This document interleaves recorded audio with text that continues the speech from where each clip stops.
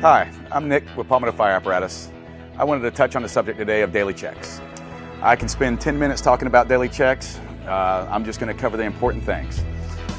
First thing you want to check, of course, your engine oil, transmission fluid, stuff like that. If you're a volunteer department, it'll be a weekly check. They don't get checked out every day like a paid department would. Next thing you want to check your pump shift. Make sure that's good. Check your throttles. Your pump throttles, run your pump up. Check your relief valve. Check your pressure governor. Check your engine minder. Make sure everything's in good shape. Check your primer. Check your primer reservoir.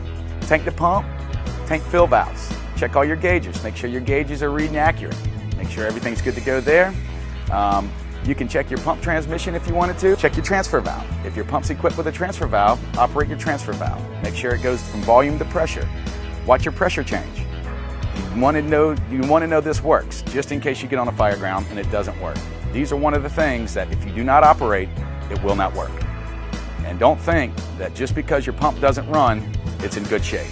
You need to check your pump out at least once a week, volunteer or paid.